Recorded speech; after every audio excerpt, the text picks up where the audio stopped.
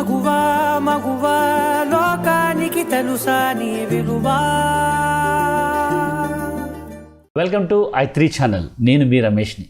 సమాజంలో మనం ఎలా ఉన్నాం అనేది చాలా ముఖ్యం. ఎందుకంటే సమాజంలో నేటి పరిస్థితులను చూస్తూ ఉంటే ప్రతి ఒక్కరిలోనూ చాలా మార్పులు రావాలని నాకు అనిపిస్తుంది. సో ఏంటంటే సమాజానికి మనం ఏం చేస్తున్నాము, సమాజంతో మనం ఎలా ఉంటున్నాం, ఇవి చాలా అవసరమైన విషయం. సో ఇంతెందుకు ఈరోజు మనం ఒక నృత్య సంగీత గురువు గారిని కలవడానికి వచ్చాం. ఈరోజు తను అనంతపురానికే కాదు, మన ఆంధ్రప్రదేశ్కే కాదు, భారతదేశంలో ఈ యొక్క కల్చరల్ అనే దాన్ని ఎంతో ఇంప్రూవైజ్ చేసుకుంటూ భరతనాట్యం, కూచిపూడి, సంగీతంలో ఎన్నో రికార్డ్స్ సాధించి, గిన్నిస్ రికార్డ్స్, ఎన్నో వరల్డ్ రికార్డ్స్, ఇలా ఎన్నో సాధించడం అనేది ఒక స్త్రీగా తను ఇప్పటిదాకా చేసిన కార్యక్రమాలను బట్టి చూస్తే మనకు చాలా గర్వించదగ్గ వ్యక్తిని మనం కలవడానికి వచ్చాం. సో ఎందుకంటే సమాజంలో ఇలాంటి వాళ్ళు ఉన్నారు కాబట్టి నేడు కళలకు అంత ప్రోత్సాహం అనేది మనకు వస్తుంది. సో ఇంకెందుకు ఆలస్యం, ఈరోజు ఎవరున్నారో తెలుసా మన ముందు? సంధ్యామూర్తి అమ్మగారు. ఇంకెందుకు ఆలస్యం, అమ్మగారితో మాట్లాడిద్దామా? నమస్తే అమ్మగారు. నమస్తే అండి. సో సంధ్యామూర్తి గారిని కలవడానికి వచ్చామంటేనే నిజంగా చాలా సంతోషంగా ఉంటుంది. అమ్మగారు, అంటే సంగీతంలోనూ నృత్యంలోనూ రెండిట్లోనూ ఇంత సమానంగా శిక్షణ ఇవ్వడం అనేది, అంటే మీరు నేర్చుకున్న గురువులు ఇలాగే ఉన్నారా, లేకపోతే వేరు గురువుల దగ్గర నేర్చుకున్నారు? వేరు గురువుల దగ్గర నేర్చుకున్నానండి. ఓకే. సంగీతం అన్నామలై చెట్టియార్ గారి దగ్గర, నృత్యాన్ని భరతనాట్యాన్ని వరదరాజయ్య గారి దగ్గర, కూచిపూడి పార్వతీశం గారి దగ్గర, శ్రీతులు వేదాంతం పార్వతీశం గారి దగ్గర అలా నేర్చుకుని ఈ కళలు ఇంత కాలం దాదాపు 40 సంవత్సరాలుగా అనంతపురంలో శ్రీ నృత్య కళానిలయం అనేటువంటి సంస్థను స్థాపించి కొన్ని వేల మందికి నృత్యాన్ని, సంగీతాన్ని చెప్పించానండి. ఓకే. అంటే ఇప్పుడు మీరు స్టార్ట్ అయినప్పటి నుంచి ఇప్పటిదాకా కొన్ని వేల మంది శిష్యులు ఉంటారు కదా మీ దగ్గర? అవును కదా మేడం. అంటే ఇప్పుడు సంగీతంలో వేరు క్లాసెస్, తర్వాత నృత్యంలో వేరు క్లాసెస్ తీసుకుంటుంటారు. అలాగే. అవునా? అట్లాగే. అచ్చా, మీ దగ్గర ఓన్లీ లేడీసేనా, జెంట్స్ కూడా నేర్చుకుంటుంటారు? ఇంతకుముందు జెంట్స్కి కూడా చెప్పించేదాన్ని. ఓకే. కానీ ఏమైపోతుందంటే ఒక ఇన్స్టిట్యూషన్లో ఒక స్త్రీలతో సమానంగా, లేడీస్తో సమానంగా జెంట్స్ని కూడా చెప్పించేటప్పుడు కొన్ని ఇబ్బందులు వచ్చాయన్నమాట. ఓకే. అందు నుంచి ఆ తర్వాత కొద్ది రోజులకి ఆపేశాను. జెంట్స్ని, బాయ్స్ని ఎవరిని తీసుకోకూడదు. ఓకే. ఓన్లీ ఆ పిల్లలైనా కూడా అబ్బాయిలు అయితే చిన్నప్పుడే చేరినారనుకోండి, అంటే 1వ క్లాసు 2వ క్లాసు చదివేటప్పుడే వాళ్ళకి అలవాటు అయిపోతుంది. వాళ్ళు పెద్దగా అయిపోయినా కూడా ప్రాబ్లం ఉండదు. కానీ మధ్యలో ఒక ఏజ్ 14 సంవత్సరాలు దాటినటువంటి వాళ్ళు వస్తే మాత్రము ఎంతమందో జెంట్స్ గురువులు ఉన్నారు కదండి, వాళ్ళ దగ్గరికి వెళ్ళి నేర్చుకోమని చెప్పానట్టు. అలా చెప్తాను. అమ్మాయిలు మాత్రం ఇక్కడ ఉంటారు. అలాగే. అంటే అమ్మగారు, దీనికి ఈ కళలు ఏదైనా నేర్చుకోవడానికి ఒక ఏజ్ లిమిట్ అనేది ఉంటుందంటారు? అంటే స్టార్ట్ అవ్వడానికి అంటే నేను మొదలుపెట్టింది 3వ సంవత్సరంలో నేను నేర్చుకున్నాను. మీరు? అంటే దానికి కారణం ఏంటంటే చిన్నప్పటి నుంచి నాకు ఆ యొక్క తృష్ణ ఎక్కువ ఉంది ఆ నృత్యం మీద, సంగీతం మీద. అందుకని అలాగే దాని మీద ఉండిపోయాను. మా నాన్నగారు కూడా నాకు ఎంకరేజ్మెంట్ ఇచ్చారు. తర్వాత పెళ్ళయ్యాక మా వారు, మా మామగారు, మా పిల్లలు అందరూ ఈ యొక్క కళ పట్ల ప్రోత్సాహం నాకు ఇచ్చారనమాట. అంటే నాకు అడ్డు చెప్పలేదు. That is the only thing. కాకపోతే ఏమంటే ఏజ్లో ఇప్పుడు పిల్లలు ఎలా ఉన్నారంటే చాలా త్వరగా నేర్చుకోవాలి, త్వరగా మేము ఆరంగేట్రం చేయాలి, త్వరగా మాకు పేరు రావాలి, పేరు ప్రతిష్టలు రావాలి అనుకుంటారు. అదంత సులభం కాదండి. కానీ ఇలా ఇప్పుడుండే ట్రెండ్ ఎలా ఉందంటే భరతనాట్యంలో కానీ, కూచిపూడి కానీ, సంగీతంలో కానీ గురువు దగ్గర నేర్చుకున్న తర్వాత వాళ్ళు ఆ విద్యలో మేము ఎంత పర్ఫెక్ట్ ఉన్నామనేది అవసరం లేదు, హంగులు కావాలి. ఆ హంగుల వల్ల వీళ్ళు ఏమైపోతున్నారంటే సమగ్రమైనటువంటి ఒక విద్యను నేర్చుకోలేకపోతున్నారు. దానివల్ల విద్యకు ప్రాబ్లం వస్తుంది, లేకపోతే ఇంకేం లేదు. కానీ నేను అనుకోవడం ఏంటంటే కాలం మారుతుంది, దాన్ని బట్టి మనం మారాలి అని అనుకున్నా కూడా కొన్ని ఇట్ టేక్స్ సమ్ టైం. మనం 1వ తరగతి చదివాక 2, 3, 4, 5 అలాగా 10 ఏళ్ళు అయితే కానీ 10th క్లాస్ సర్టిఫికెట్ రాదు. అలాగే 2 ఏళ్ళు ఇంటర్మీడియట్ చదివి మళ్ళీ 3 ఏళ్ళు డిగ్రీ, అంటే దాదాపు 15 సంవత్సరాలు మనం కష్టపడితే కానీ ఒక పేపర్ మనకి ఇవ్వరు గవర్నమెంట్. ఒక డిగ్రీ డిగ్రీ ఆ డిగ్రీ వచ్చినంత మాత్రమే నువ్వు మేధావి అయిపోయావా? లేదు కదా. ఆ 15 సంవత్సరాలు ఈ డాన్స్కి కానీ మ్యూజిక్ కానీ వాళ్ళు కృషి చేశారంటే ఎంతో గొప్పవాళ్ళు అవుతారు కదా, దాంట్లో నిష్ణాతులు అవుతారు. అంటే అటువంటి సబ్జెక్టు ఇది మానసికంగా శారీరకంగా 2 వైపులా కూడా ఒక ఆనందాన్ని తాను అనుభవిస్తూ ఇంకోరికి ఇచ్చేటువంటి ఒక మంచి కళ అన్నమాట ఇది. కాబట్టి ఇలాంటి కళను ప్రోత్సహించాలి. ఇప్పుడు చాలా ప్రోత్సాహమే ఉందనుకోండి. అయితే ఏం ప్రోత్సాహం అంటే ఒక 4 డాన్సులు నేర్చుకోవడం, 4 పాటలు నేర్చుకోవడం అయిపోయింది, వచ్చేసింది. దాలో ఒక ఫోటోలు వీడియోలు, ఇంట్లో ఒక కొన్ని మొమెంటోస్, దాంతో అయిపోతుంది. అంటే ఇప్పుడు ఎక్కువ శాతం చూస్తుంటే అమ్మగారు, అంటే అమ్మాయిలే ఎక్కువ భరతనాట్యం కూచిపూడిలో మనకు కనిపిస్తున్నారు. అంటే అబ్బాయిలు తక్కువ మంది ఉన్నారు, ఎవరో కొంతమంది మాత్రమే మనకు తెలిసిన వాళ్ళు ఉన్నారు. ఎందుకని ఇలాగా? అంటే ఓన్లీ లేడీస్కి ఇది పరిమితమా? ఇప్పుడు డిగ్నిటీ ఆఫ్ లేబర్ అనేది మన కంట్రీలో చాలా ఎక్కువ ఉంది. అమెరికాలో తీసుకుంటే ఒక పాకి పని వాళ్ళు కానీ, ఒక స్కావెంజర్స్ కానీ, ఒక డ్రైవర్కి కానీ వాళ్ళు ఎంత గౌరవం ఇస్తారంటే ఏ వర్క్ చేసినా దానికి సమానంగా ఎక్కడైనా సొసైటీలో ఇస్తారు. కానీ మనకు అలా కాదు. నువ్వు ఒక డాక్టరో, ఒక ఇంజనీరో, ఒక లాయరో, ఒక చార్టెడ్ అకౌంటెంటో ఇలా ఒక ముద్రను తగిలించుకొని మనం బయటకు వచ్చామంటే దానికి గౌరవం ఇస్తారనమాట. అంటే ఆ పదవిని బట్టి ఆ వ్యక్తికి ఒక గౌరవం అని ఇస్తున్నారు మన ఇండియాలో. అదే ఫారిన్లో అలా కాదు. ఏ ఒక్క పని చేసినా దాంట్లో కంప్లీట్గా ఇన్వాల్వ్మెంట్ అవ్వాలి, నిష్ణాతులు అవ్వాలి. సో ఆ డిగ్నిటీ ఆఫ్ లేబర్ అనేటువంటిది లేదనమాట అక్కడ. నువ్వు సంపాదించుకుంటున్నావు, తింటున్నావు, బతుకుతున్నావు, నువ్వు ఒక వ్యక్తిగా సమాజంలో గౌరవం ఇస్తారు. మనకు ఈ డాన్స్ మ్యూజిక్ వచ్చేసరికి కొంతవరకు మ్యూజిక్ కన్నా జెంట్స్ ఉన్నారు, కానీ డాన్స్కి వచ్చేసరికి ఆ భంగిమలు, ఆ నడక డిఫరెంట్ అయిపోతుందని ఇటువంటి బాధతో తల్లిదండ్రులు వాళ్ళని ఎక్కువ ఎంకరేజ్మెంట్ ఇవ్వడం లేదు.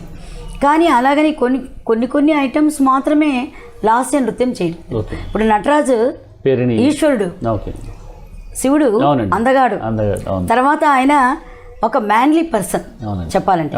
మరి ఆయన నృత్యం చేయలేదా? ఆయన నృత్యానికి అధిదేవత నటరాజస్వామి. అలాగనే కృష్ణుడు, ఆయన సౌందర్యవంతుడు. ఎంతోమంది గోపికలు, అష్టభార్యలతో ఇలా ఉండేటువంటి ఒక ఆయన శృంగార రసాన్ని కూడా పోషించాడు. ఈయన శివుడు ఉధృతమైనటువంటి తాండవం చేస్తే ఈయన శృంగార రసాన్ని కూడా పోషించాడు అనమాట. అలాగా గణపతి, ఆయన అంటారు కదా తాండవం, గణపతి తాండవం చేస్తారని, ఆయన కూడా నృత్యం చేస్తారు. ఎవరు చేయింది చెప్పండి? కానీ మన దృష్టి ఎలా అయిపోయిందంటే మన భారతదేశంలో అలాంటివంటి దృష్టిని ఏర్పరచుకున్నారు. అందువల్ల మనము ఇది పని చేయొచ్చా చేయకూడదా? ఇంకా మీరంటే మా కాలంలో మేము 40-50 ఏళ్ల కిందట ఆడవాళ్ళు కూడా గజ్జగట్టి నృత్యం చేసేది తప్పు. కేవలం దేవదాసీలు, తర్వాత అలాంటి వాళ్ళు మాత్రమే చేస్తారు, మేజువాణిలు అని అనేవాళ్ళు.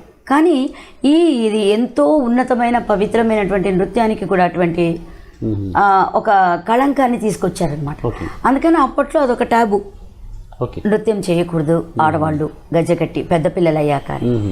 అందువల్ల మేము కూడా చేయలేకపోయాం కొన్ని పరిస్థితుల వల్ల. 13-14 సంవత్సరాలకే స్టేజ్ పర్ఫార్మెన్స్ నిలిపేసి తర్వాత గురువుగా నేను వచ్చేసారు. ఇప్పుడు మీరు నృత్యం నేర్చుకున్న తర్వాత ప్రదర్శన ఇవ్వాలి. అవును. అంటే అప్పట్లో ఉన్న సమాజంలో రెస్పెక్ట్ ఎలా ఉండేది? అంటే ఒక ప్రోగ్రామ్కి వెళ్ళి వచ్చినా, మీరు ఒక ప్రోగ్రామ్ చేసినా కూడా అంటే సమాజంలో మిమ్మల్ని గౌరవంగా చూసేవాళ్ళు అంటారా? గౌరవము అనేటువంటిది ఎలా ఉంటుందంటే, ఒక కుటుంబం, సాంప్రదాయ కుటుంబంలో పుట్టినటువంటి పిల్లలు కేవలం వాళ్ళు మెచ్యూరిటీ వచ్చే వరకు మాత్రమే వాళ్ళను నృత్యానికి అనుమతించేవాళ్ళు. ఒక్కసారి అమ్మాయి మెచ్యూర్ అయిందంటే తర్వాత వాళ్ళు నృత్య ప్రదర్శనకు చెయ్యరు, వాళ్ళు పంపరు ఇంట్లో. సాంప్రదాయ కుటుంబం అనేటువంటి వాళ్ళు ఇక వేరే వాళ్ళందరూ కూడా చేసుకుంటూ ఉంటారు. అది తక్కువ అయిపోతుంది అన్నమాట. అలాగా ఈ నృత్యానికి కూడా ఇటువంటి ఒక ఇది వచ్చింది. అదే సంగీతానికి అలా లేదు. ఎందుకంటే నృత్యం అంటే భంగిమలు అవి ఇవి ఉంటాయి కాబట్టి it gives more attraction to the public. అందు నుంచి దాన్ని ఆ విధంగా చూశారు. కానీ సంగీతంలో కూర్చుని పాడతారు కాబట్టి దానికి ప్రోత్సాహం ఇచ్చారు. Okay. ఎన్నేళ్ళైనా పాడొచ్చు. Okay okay okay. అంతేగాని నృత్యానికి అలాగే ఇవ్వలేదన్నమాట. సో అంటే మనం మాట్లాడుతున్నప్పుడు ఒకటి అనిపిస్తుంది అంటే ఇప్పుడు ఒక స్త్రీకి సరైన గౌరవం మన సమాజంలో ఉందంటారు? ఇప్పుడు లేదండి. లేదంటారు, ఎందుకని? అప్పుడు ఉండేది. Okay. అప్పుడు ఒక స్త్రీని చూస్తే భయం ఉండేది. వాళ్ళ వెనకల పెద్దవాళ్ళు ఉండేవాళ్ళు కదా. అవును. అంటే ఒక అమ్మాయికి తండ్రి, అన్న, తమ్ముడు వీళ్ళందరూ ప్రొటెక్షన్ ఓకే. ఉండేది. పెళ్ళయ్యాక భర్త, మామగారు, ఇంట్లో మరుదులు వీళ్ళ ప్రొటెక్షన్. తర్వాత ఒక స్త్రీకి బయటికి వెళ్ళి ఉద్యోగాలు చేయాల్సిన అవసరం ఉండేది కాదు. ఎందుకంటే సంపాదన ఒక మగవాడు ఎంత సంపాదిస్తే దాలో ఒక ఇంటిని నైపుణ్యంతో ఎలా తీర్చిదిద్దాలనేటువంటి ఒక ఇల్లాలు అది ఆమె కర్తవ్యం. పిల్లల్ని పెంచడం ఉద్యోగం పురుష లక్షణం అంటే ఉద్యోగం పురుషులు మాత్రమే చేయాలి. అప్పట్లో ఆడవాళ్ళకి ఇల్లు చూసుకోవాలి, పిల్లల్ని చూసుకోవాలి, పిల్లలకి చదువు చెప్పించాలి, వచ్చిపోయి అతిథుల్ని ఆదరించాలి. ఇలాంటి మంచి సంప్రదాయాలు మనకు ఉండేవి. ఎప్పుడైతే మన కల్చర్ అనేటువంటిది ఎప్పుడైతే ఈ ముస్లిమ్స్ వచ్చారో అప్పుడు కొంచెం మన ఆడవాళ్ళకు కూడా ప్రొటెక్షన్ తగ్గిపోయింది. దాంతో కొద్దిగా భయపడి ఇలాగా పెట్టేవాళ్ళు. లేకపోతే అప్పుడు కూడా మంచి మంచి ఉద్దండులు ఉండేవాళ్ళు అనమాట ఆడవాళ్ళు. మొల్ల అయితే ఏమి, మొల్ల రామాయణం అలాగా చాలామంది.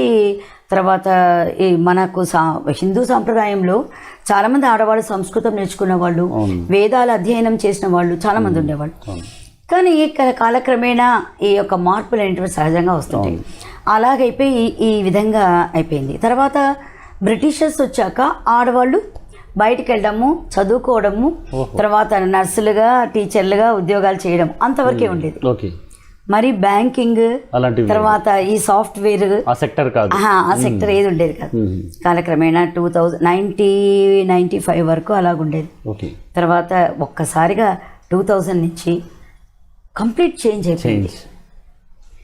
అంటే మేము చూసిన ప్రపంచానికి, మేము చూసినటువంటి సాంప్రదాయాలకు, మేము చూసినటువంటి ఒక మనుషుల స్వభావాలకి 2000 దగ్గర నుంచి ఇప్పుడు 2021కి వచ్చాం. ఈ 21 సంవత్సరాల్లో ఎంత మార్పు వచ్చిందంటే అనుబంధాలు పోయాయి. ఒక డబ్బుకి ప్రాధాన్యత ఎక్కువైపోయింది. ఆడపిల్లలు మగపిల్లలు సమానంగా వచ్చేసారు, అర్నింగ్ వచ్చింది. రెండోది మ్యారేజెస్ అనేటువంటివి ఎలా అయిపోయింది అంటే అదొక అంతకు మునుపు సాంప్రదాయము, ఇల్లాలు, పిల్లలు 7 తరాల్లో ఎలా ఉన్నారని. ఇప్పుడు కాదు, డబ్బులు మాత్రం చూస్తున్నారు. అవునండి. ఇంతకుముందు వరకట్నం ఉండేది, ఇప్పుడు వరకట్నం లేదు, కానీ అమ్మాయిలు దొరకడం కష్టమైపోయింది అంటారు. ఇలాంటి పరిస్థితిలో మనం మార్పు చెందింది సొసైటీ, సంఘం మార్పు తెచ్చుకుంది అని అనుకుందామా, లేక మనం మారామా, లేక కాలం మనల్ని మార్చిందా? ఇది ఎలా జరిగిందంటారు? అంటే మీకున్న మీ ఏజ్కి మీరు బాల్యం నుంచి ఇప్పటిదాకా ఉన్నటువంటి ఈ యొక్క మార్పుల్ని గమనిస్తున్నప్పుడు ఒక్కసారిగా మార్పు నిద్ర లేచింది మహిళా లోకం ఎప్పుడు ఇలా టర్న్ అవుతుంది? ఎందుకంటే అందుకే ఈ కరోనా వచ్చింది. ఎందుకంటే అతి ఎక్కువైపోయింది. కోరికలు గుర్రాలు అయిపోయినాయి. ఆ గుర్రాల్ని స్వారీ చేయాలంటే ఓ రకంగా మనకి ఎంత చెప్పండి, అప్పట్లో ఒక 4 చీరలు ఉంటే గొప్ప. ఇప్పుడు 400 చీరలున్నా ఏది కట్టుకోవాలి? నగలంతే. ఒక చైను, ఒక కమ్మలో పెట్టుకుని హాయిగా ఉండేవాళ్ళు అప్పట్లో. అంటే మిడిల్ క్లాస్ ఉండేవాళ్ళు చాలా పెట్టుకునేవాళ్ళు. కానీ ఇంకొకటి చూడండి, ఉన్న వాళ్ళని చూసి ఇప్పుడు మాకు లేదని పడేవాళ్ళు ఎక్కువైపోయి దాంతో మేము సంపాదించాలనేటువంటి ఒక భావన వచ్చి, ఇంటెన్షన్ వచ్చి బయటికి వెళ్ళి లేనిపోని తలకాయ నొప్పులు తెచ్చుకుంటున్నారు. ఎందుకంటే ఉండేదాంతో తృప్తిగా జీవిద్దామనేటువంటి ఒక భావన ఏ స్త్రీకి ఇప్పుడు లేదు. ఉన్నదాంతో తృప్తిగా భర్త పిల్లలతో ఆనందంగా మనం సంసారం చేద్దామనేటువంటిది లేకుండా ఉరుగులు పరుగుల యొక్క జీవితం అయిపోయి అటు వాళ్ళు సుఖపడడం లేదు, ఇటు వీళ్ళని సుఖపడడం లేదు, పిల్లలకి సుఖం లేదు. మీరు బాగా ఆలోచించండి కదా. సో సుఖం అనేటువంటిది, శాంతి అనేటువంటిది ఎక్కడి నుంచి వస్తుందండి? ఒక స్త్రీ నుంచినే వస్తుంది. ఆ స్త్రీలలోనే ఇంత మార్పు వచ్చింది. మనము అది మార్పు మంచిదా కాదా అంటే ఒక రకంగా అప్పటి కాలంలో వాళ్ళు సఫర్ అయ్యారు కాబట్టి ఇప్పుడు దానికి ముందుకు పోతామని అనుకున్నారనుకోండి. కానీ ఆ ముందుకు వెళ్ళడం ఎలా వెళ్తుంది అంటే సరైన పద్ధతిలో వెళ్ళడం లేదు. నీకు ఒక గౌరవం అనేటువంటిది భర్తకి ఇవ్వడం లేదు స్త్రీలు. వాళ్ళకు కూడా మాకంటే ఎక్కువ సంపాదించే వాడిని పెళ్లి చేసుకోవాలి, మమ్మల్ని బాగా చూసుకునే వాళ్ళని పెళ్లి చేసుకోవాలి, తర్వాత అత్త మామల్ని మేము చూసుకోకూడదు, మా అమ్మ నాన్నని మేము చూసుకోవాలి. సపోజ్ ఒకటి ఉండాలి, ఒకటే అబ్బాయి ఉండే వాళ్ళకి ఎలా అవుతుంది ఇది? కాని పని. అమ్మాయిలు ఉండే వాళ్ళకైతే ఇప్పుడు టర్న్ ఓకే, వాళ్ళకి అమ్మ నాన్నని చూసుకుంటారు. కానీ నేను చెప్పడం ఏంటంటే ఇటు నీ అమ్మ నాన్న అటు వాళ్ళ అమ్మ నాన్న ఇద్దరు సమానమే కదా. అవునండి, కరెక్ట్. ఓన్లీ ఆడపిల్లల కన్న తల్లిదండ్రులకు ఇప్పుడు చాలా ప్లస్ మార్క్, అదే అబ్బాయిల కన్న వాళ్ళకు మైనస్ మార్క్. ప్రాబ్లమ్స్ ఎక్కువ అయిపోయాయి. కొత్త వాళ్ళు వస్తారు, కొత్త వాళ్ళు అంటే మనం ఏం చేస్తున్నామంటే ఈ పిల్లలు వచ్చాక వాళ్ళ సంసారంలో అడ్జస్ట్మెంట్ లేదు. దీనికి కారణం వాళ్ళ తల్లిదండ్రులని కూడా చెప్పుకోవచ్చు. ఎందుకంటే వాళ్ళు పెంపకం ఎలా ఉంటుందంటే మేం సఫర్ అయ్యాం కదా, మా పిల్లలు సఫర్ కాకూడదు అనే దృష్టిని పెట్టుకొని మాకు లభించింది మా పిల్లలకి ఇవ్వాలని తల్లిదండ్రులు వాళ్ళు అడగకముందే వాళ్ళకి కావాల్సినవన్నీ ఇచ్చేస్తున్నారు. వాళ్ళు వద్దు మాకిది అంటే కూడా వాళ్ళని ఎత్తిన బలవంతంగా రుద్దుతున్నారు. అలాంటి జీవితం తల్లిదండ్రులు. సో తల్లిదండ్రులు పిల్లల్ని అలా పెంచేసరికి పిల్లలు ఎలా తయారవుతారు? ఇంకా ఏముందండి, పగ్గాలు లేకుండా అయిపోతుంది. అలాగా ఆ విధంగా ప్రతి ఒక్కటి మార్పు అనేది చాలా వచ్చింది.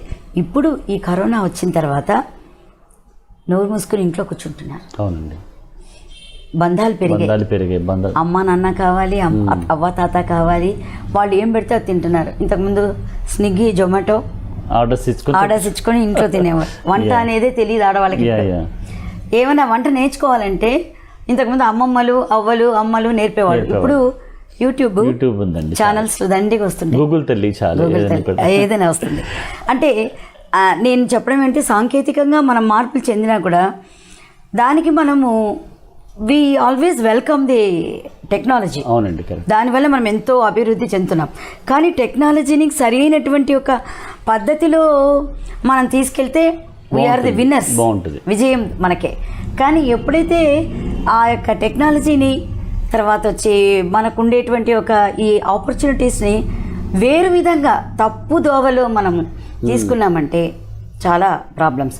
ఇప్పుడు దిశ యాప్ ఇచ్చారు, మరి ఆ యాప్ ఎంతమందిని రక్షిస్తుంది చెప్పండి? కరెక్ట్, చాలా మంచి యాప్ అండి. అందరూ సెక్యూరిటీ టు ది లేడీస్. కానీ లేడీస్కి సెక్యూరిటీ లేకుండా ఈ మానభంగాలని తర్వాత వాళ్ళను చైన్ పుల్లింగ్ అని ఇవన్నీ ఎందుకు జరుగుతున్నాయి చెప్పండి?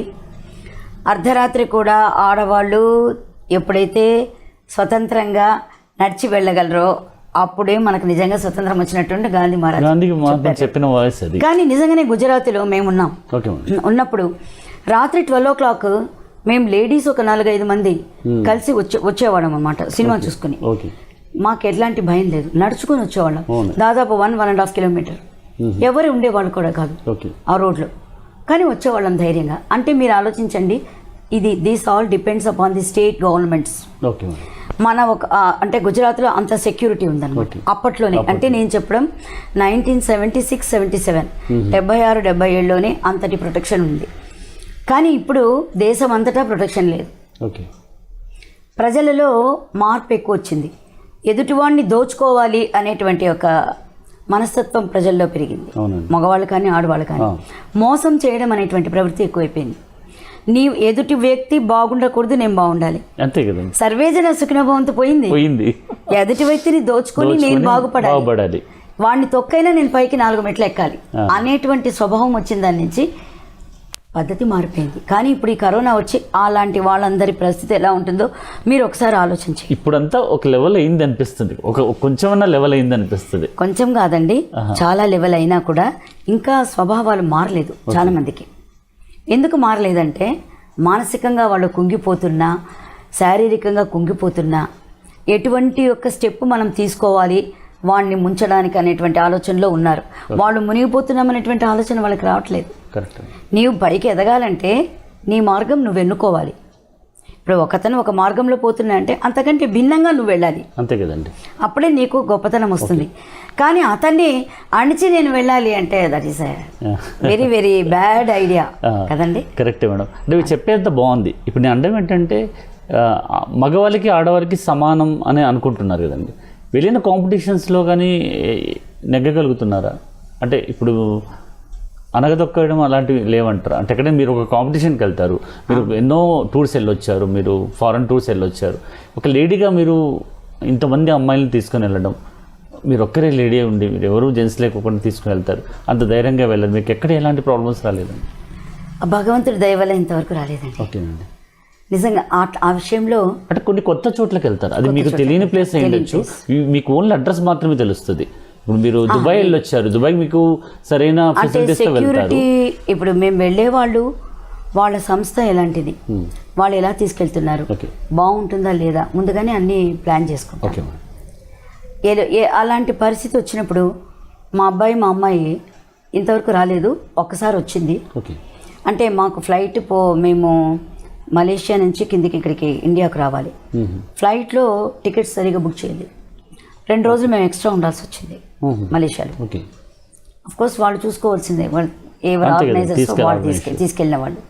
కాకపోతే ఆ యొక్క టైంలో మేము ఫ్లైట్ చూసుకుని మేము బెంగళూరుకే రావాలి అంటే కుదరదు.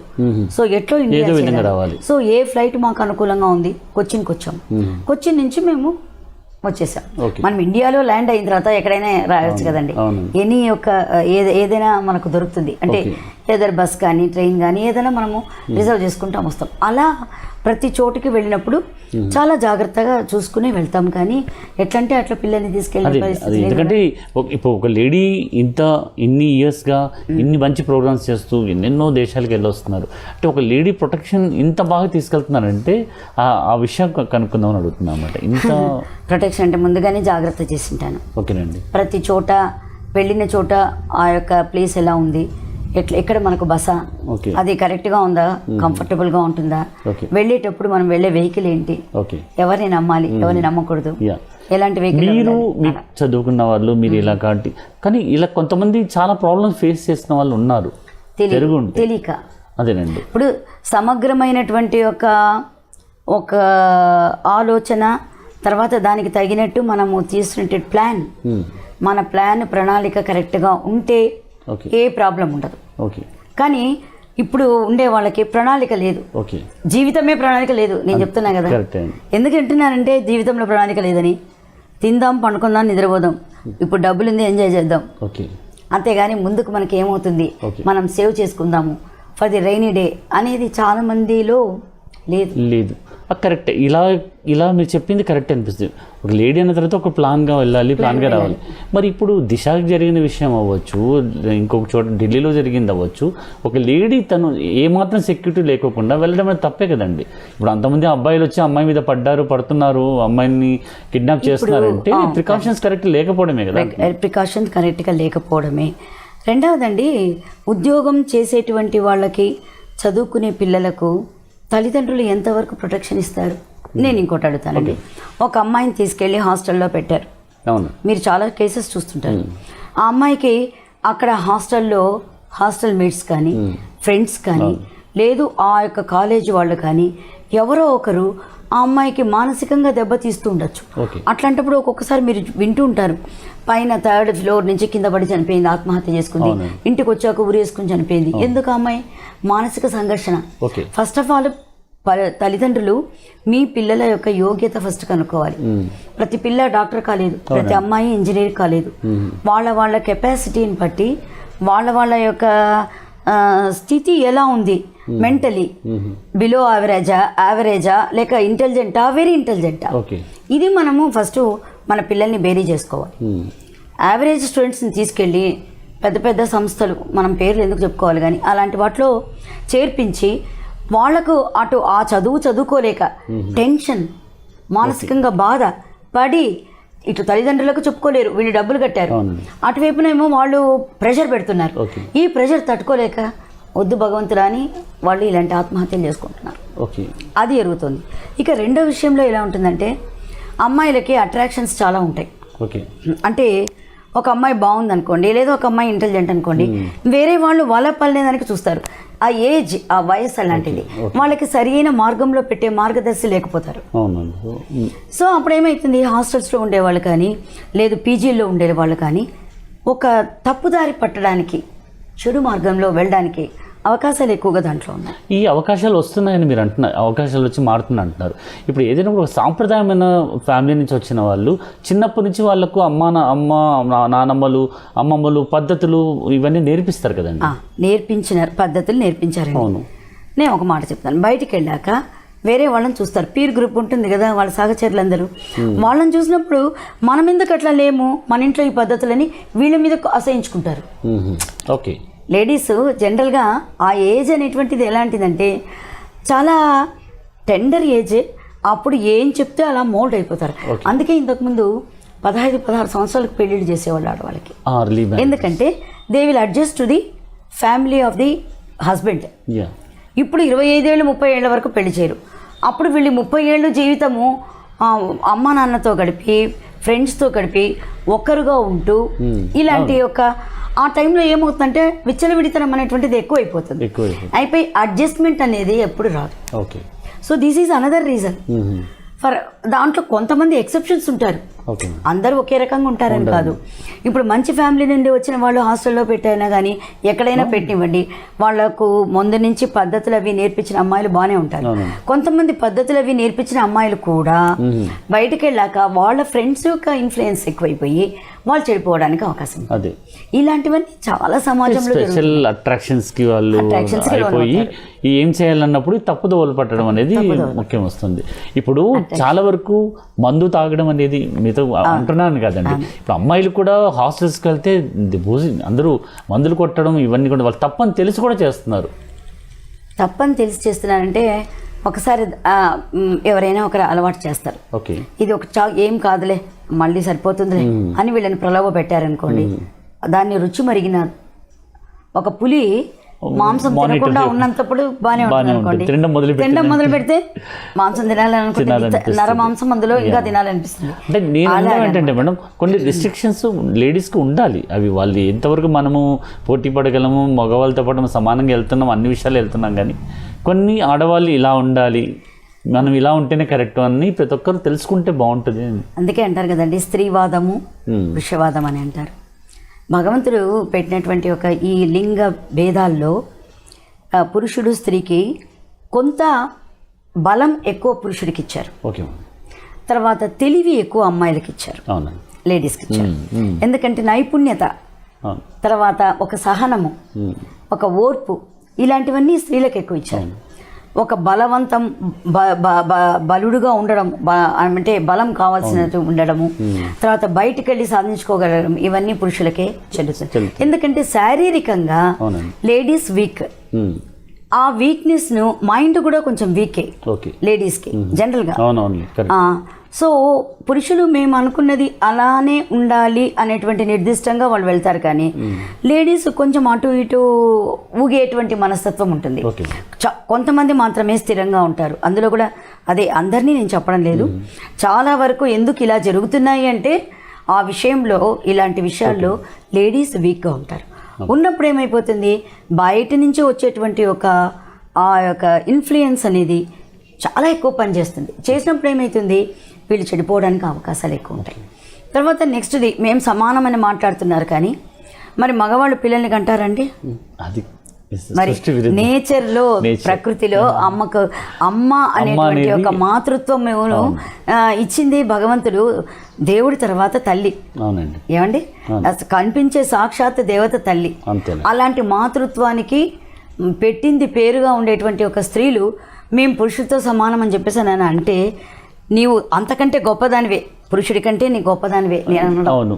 ఎందుకంటే వాళ్ళకి లేనటువంటిది మాతృత్వం నీకుంది, నీవు సృష్టికి ప్రతి సృష్టి చేస్తున్నావు.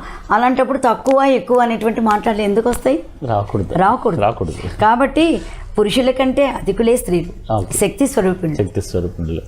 కాబట్టి మనం ఎవరిని స్త్రీని కానీ పురుషుడిని కానీ తక్కువ ఎక్కువ అనేటువంటిది అంటే నేనన్న సమయం సందర్భాన్ని బట్టి ఆడవాళ్ళు ఎలా, ఇప్పుడు ఝాన్సీ రుద్రమాదేవి గారిన తను అవకాశం వచ్చింది, యుద్ధానికి వెళ్ళింది, అలా అయింది. ఇప్పుడు ఆది పరాశక్తి ఉన్నారు, అమ్మవారు ఎప్పుడు పరాశక్తి చూపించాల్సిన టైంలో మాత్రమే చూపించాయి. ఇలా ఒక అనుకోగా అటు ఇటు ఉంటే ఆడవాళ్ళు బాగుంటారు. సో ఇది బాగానే ఉంది మేడం గారు. ఇప్పట్లో వస్త్రాధరణ గురించి మీరు ఏమైనా మాట్లాడగలరు? అంటే ఇప్పుడు సమాజంలో ఉన్న ఇప్పుడు మన ఇండియన్ ట్రెడిషన్ అంటే ఇప్పుడు ఫారినర్స్ అందరూ కూడా ఇలాంటి శారీస్ కట్టి దే ఫీల్ హ్యాపీ. ఇండియాకి వచ్చినప్పుడు వాళ్ళు శారీస్ కట్టుకొని హ్యాపీగా ఉంటున్నారు. మరి మన వాళ్ళు ఎందుకు ఇలా మారిపోయారంటారు? ఇన్ఫ్లుయెన్స్, మళ్ళీ అదే చెప్తున్నాను కదా, సేమ్ మరి రొటీన్ అంటారా? ఎంత ప్రభావం ఉందంటే ప్రతి ఒక్కటి మనుషుల్లో ఈ ప్రభావానికి గురి చేస్తుంది. ఒకప్పుడు మన సౌత్ ఇండియాలో దక్షిణ భారతదేశంలో అమ్మాయిలు పావడా చొక్కాయి ధరించేవాళ్ళు. ఓకే. తర్వాత బయట వేసేవాడు, చక్కగా ఉండేవాడు, ఓణి వేసుకుని కుచ్చులు జడ వేసుకొని చక్కగా అద్భుతంగా, అంటే ఒక కంటికి అందంగా గజ్జలు కట్టుకొని అలా మువ్వలతో వాళ్ళు నడుస్తూ ఉంటే అంత అందంగా ఉండేది. ఇప్పుడు మీరు ఏ అమ్మాయిని చూడండి, జీన్స్ ప్యాంట్ షర్టు, లేదు పంజాబీ డ్రెస్. మా కాలంలో మాకు పంజాబీ డ్రెస్ కూడా లేదు.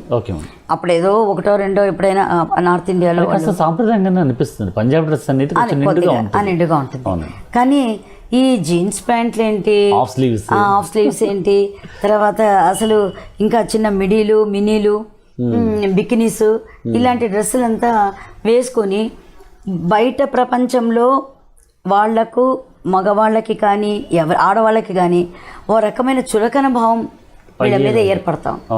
అది వాళ్ళు తెలుసుకోవడంలా. మా మీద చులకన భావం ఏర్పడుతోంది, మా యొక్క అంగాలన్నీ బయటికి కనిపిస్తున్నాయి, దాంతో వికారంగా ఉంటుంది అనుకోరు. లావు వాళ్ళు ఇట్లా డ్రెస్ వేసుకోవడమే, సన్న వాళ్ళు ఇట్లాంటి డ్రెస్సులు వేసుకోవడం లేదా అనేటువంటి ఆలోచన లేకుండా పోతుందండి. సో దాని నుంచి ఏమవుతుంది, ఇది కూడా మనకు ఒక మైనస్ పాయింట్. బయట ప్రపంచానికి నీ యొక్క వ్యక్తిత్వము తెలిసేలా ఇటువంటివి కూడా ప్రాబ్లమ్సే వస్తున్నాయి. కానీ ఇక్కడ దురదృష్టవశాంతి ఏమవుతుందంటే, అలాంటి వాళ్ళు బాగానే ఉంటున్నారు, కానీ నిజంగా సాంప్రదాయమైన కుటుంబంలో పుట్టి ఏదో ఉద్యోగం కోసమో ఏదో చదువు కోసం బయటకు పోయిన వాళ్ళకి ఇలాంటి ఘోరాలు జరుగుతున్నాయి. అది మరి భగవంతుని దృష్టిలో ఆయన ఎందుకు అలా చేయిస్తున్నాడో, ఎందుకు అలా జరుగుతుందో ఒకసారి అనుకుంటే మన కర్మ సిద్ధాంతంకి మళ్ళీ మనం వస్తాం. మళ్ళీ అటువైపు వచ్చేస్తాం. కర్మ సిద్ధాంతం వాళ్ళ కర్మ అలాగుంది, మనం ఏం చేస్తాం. ఏదో ఇప్పుడు కర్మ వల్లే కదా కరోనా. దాదాపు 2 ఏళ్ల బట్టి అందరూ నోరు మూసుకొని ఇంట్లో కూర్చున్నారు. బయటికి వెళ్ళే వాళ్ళు లేరు, బయట గుడ్డలు కొనేవాళ్ళు లేరు, బయట సినిమాలు లేవు, ఏం బయట అనేటువంటి వస్తువే లేకోకుండా అడుగు బయటికి తీయకోకుండా ఇంట్లోనే ఉండి ఇలాగా అలాగే మనం చాలా సఫర్ అయ్యాము. సో దీనికంతటికి కారణం మనమే చేసుకున్న అపరాధమే, స్వయంకృత అపరాధమే. సో అది ఎక్కడో వెళ్ళి ఎక్కడో ఇలా వచ్చేసింది. అంటే ఇప్పుడు నడుస్తున్న ఈ యొక్క సమాజంలో సాటి స్త్రీగా మీరు స్త్రీలకు ఇవ్వాల్సిన ఏదైనా ఒక మంచి మెసేజ్ ఏదైనా చెప్తారా? అమ్మా, మీరందరికీ ఎలా ఉండాలి అంటే, నీలో ఆత్మవిశ్వాసం ఉండాలి ఫస్ట్. అంటే నేను ఇది చెయ్యగలను, నా చేత అవుతుంది అనేటువంటిది ఫస్ట్ డెవలప్ చేసుకోవాలి. తర్వాత ఎప్పటికీ ప్రతి ఒక్కరూ మంచివాళ్ళే ప్రపంచంలో, ఎవరు చెడ్డవాళ్ళకి కాదు. చూసే దృష్టిని పట్టిపోతుంది. నీవు క్రికెట్గా ఆలోచన చేస్తే నీ ఆలోచన అలాగే ఉంటుంది, వ్యతిరేక దిశలో ఆలోచిస్తే వ్యతిరేకంగానే జరుగుతుంది. కానీ మంచిగా నువ్వు ఆలోచన చేస్తే నీకంతా మంచి జరుగుతుంది. నీవు నీ ఇంటి వాళ్ళని ఎలా ప్రేమిస్తున్నావో బయట కుటుంబంలో ఉండే వాళ్ళు కూడా అలాగే కదా. ఫ్రెండ్స్ అన్నా అవ్వచ్చు, నీ అత్తింటి వాళ్ళు కావచ్చు, నీ బంధువులు కావచ్చు, స్నేహితులు కావచ్చు, ఎవరైనా. అంటే మనస్సులో నీవు ఏది నీకు మంచిని అనుకుంటావో ఎదుటి వాళ్ళకి వచ్చి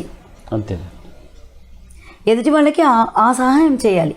ఎందుకంటే నీవు ఫలాంది మంచిది, సపోజ్ చిన్న విషయాలే, ఒక మంచి చీర నువ్వు చూసావు అనుకోండి, నీకు అది ఇష్టమైంది అనుకోండి, అట్లాంటి మంచి చీరలే ఇవ్వు. అలాగనే ఏదైనా పండ్లు తీసుకొస్తే మంచి పండ్లు ఇంకొరికి ఇవ్వు, మంచివి ఇవ్వు. అంతేగాని నీకు అక్కర్లేని వాటిని నువ్వు వాళ్ళకి ఇవ్వడం వల్ల నీకు అక్కర్లేనిది నీకు వస్తుంది. తర్వాత ఈ చేత్తో నువ్వు చేస్తే ఈ చేత్తో ఇలా వస్తుంది. కాబట్టి మా ఇంట్లో మా అమ్మ వాళ్ళు చెప్పేవాళ్ళు మాకు చిన్నప్పుడు ఇవన్నీ. అంటే ప్రతి ఒక్కరిని ఆదరించు, మాతృదేవోభవ, పితృదేవోభవ, ఆచార్య దేవోభవ, అతిథి దేవోభవ. ఈ 4 మనకు సాంప్రదాయాలు ఉన్నాయన్నమాట. మన మొదటి నుంచి వచ్చిండేది.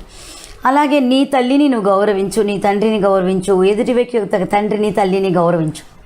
ఇంకా మనం ఇలా ఉన్నాం. నార్త్ ఇండియాలో పోతే సపోజ్ మన పేరెంట్స్ ఎవరైనా వస్తే వేరే వాళ్ళు బయటకు ఆప్కా మమ్మీ హై, ఆప్కా పప్పా హై అని కాళ్ళకు వంగి దండం పెట్టుకుంటారండి. అంత కల్చర్ ఉంది ఇంకా అక్కడ.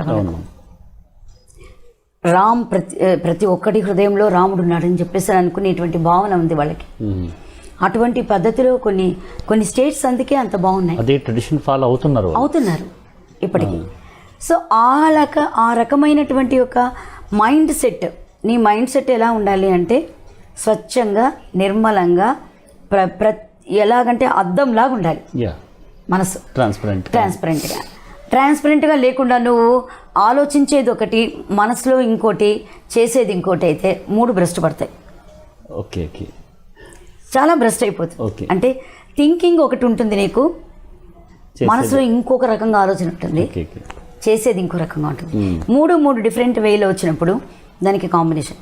సో మనస వాచ కర్మణ అని మన పెద్దవాళ్ళు చెప్పారు. అవునండి. అలాగే ఏ చేసినా త్రికరణ శుద్ధిగా మనస వాచ కర్మణ చేస్తే ఆ పని 100% సక్సెస్. మీరు అడిగారు ఇంతమందిని ఎలా తీసుకెళ్తున్నారు. నాకు చిన్న పెద్ద భేదం లేదు, గొప్పవాళ్ళు పేదవాళ్ళు భేదం లేదు, అందరినీ నేను సమానంగా చూసుకుంటాను. నా క్లాస్కి వచ్చినటువంటి ప్రతి పిల్లకు నేను గౌరవం ఇస్తాను, ప్రతి తల్లిదండ్రులకు గౌరవం ఇస్తాను. సో వాళ్ళను వీళ్ళు ఫ్రీ స్టూడెంట్సా, వీళ్ళు డబ్బులు ఇచ్చి నేర్చుకుంటున్నారా, వీళ్ళు ఎక్కువ డబ్బులు ఇస్తున్నారా, నాకు అదంతా అవసరమే లేదు. అందరినీ సమానంగా చూస్తాను కాబట్టి గౌరవం ఇప్పటికీ పెట్టుకున్నాను. బయటికి వెళ్ళినా కూడా బయట టీచర్స్ అందరూ కూడా ఎవరైతే నన్ను పిలుస్తారో వాళ్ళందరూ కూడా గౌరవం అలాగే ఇస్తున్నారు. నా ఏజ్ని బట్టి కాదు కానీ నా యొక్క మనస్తత్వాన్ని బట్టి, నా యొక్క ప్రవర్తనను బట్టి ఇస్తున్నారు. సో ఇలాగా మనం పెంచుకుంటూ పోవాలి మన యొక్క వ్యక్తిత్వాన్ని. నీ వ్యక్తిత్వము ఎంత బాగుంటే అంత నీకు ప్రాస్పర్ అవుతావు, అభివృద్ధిలోకి వస్తావు.